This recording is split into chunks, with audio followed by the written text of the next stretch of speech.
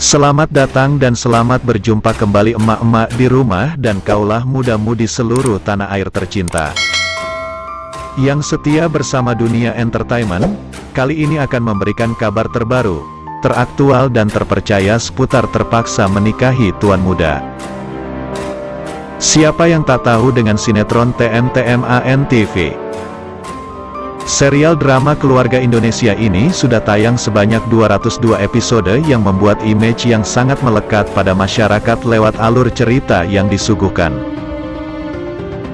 Tidak hanya alur ceritanya, pemeran utama dalam sinetron ini pun selalu menjadi sorotan publik lewat peran romantisnya yang menjadikan kedua selebritis ini menjadi pasangan ideal dimanapun.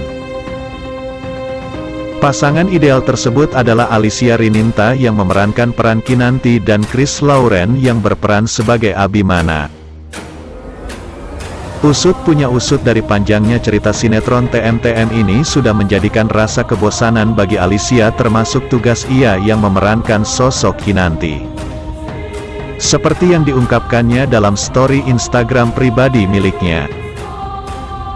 Jalan cerita ini sudah tidak ada rasa, adegan gak penting dan pengulangan kata dan hanya nambahin durasi, kalau bukan karena teman-teman yang ada di sini yang masih berusaha. Hancur kali ya, ungkapnya.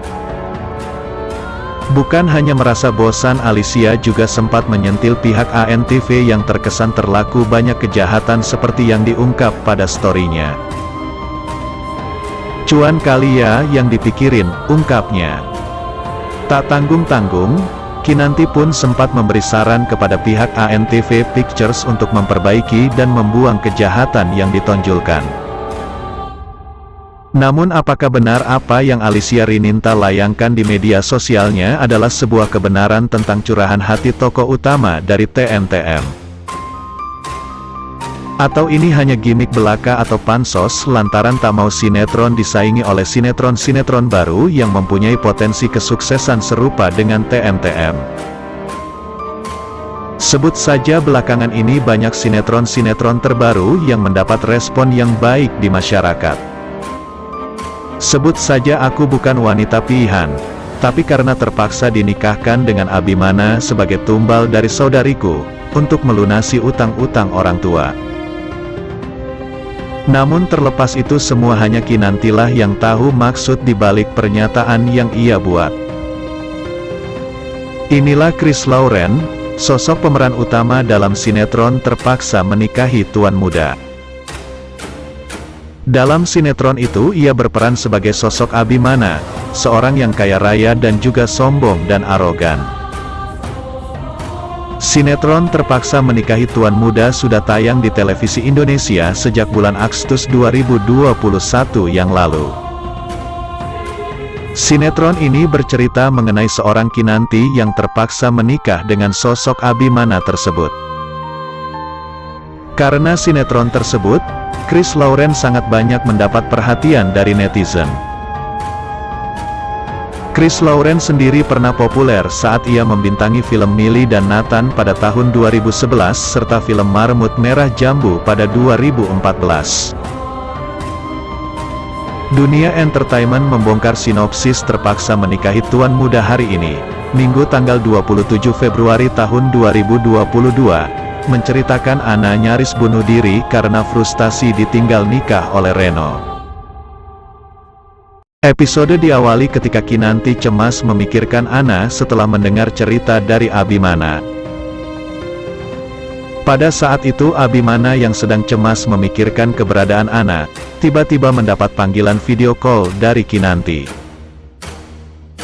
Di sana Kinanti melihat wajah Abimana yang tampak cemberut dan sangat gelisah oleh sesuatu.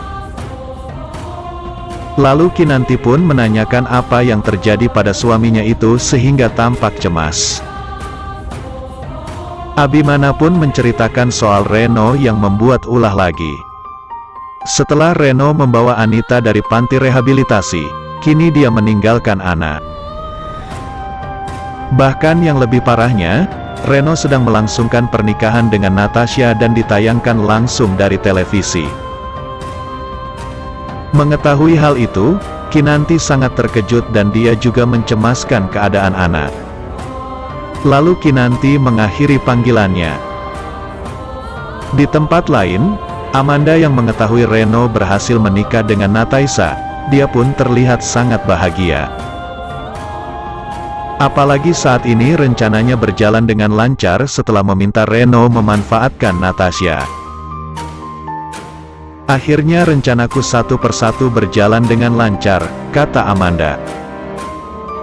Sementara itu, Anna yang menyaksikan pernikahan Reno dan Natasha berlangsung, dia pun sangat sakit hati. Sebelumnya, Rolly si penculik Sarah tiba-tiba berhasil kabur saat akan dipindahkan ke lapas yang lain. Saat di perjalanan menuju lapas, Rolly melompat keluar dari mobil polisi dan melarikan diri. Polisi pun menghubungi David dan memberitahukan soal kejadian tersebut. Tentu David kaget karena Rolly menjadi buronan. Lalu David menghubungi Sarah dan memintanya agar lebih waspada karena penculik itu sedang menjadi buronan. Sarah, lebih baik kamu sekarang hati-hati karena Rolly kabur saat akan dipindahkan ke lapas lain, kata David.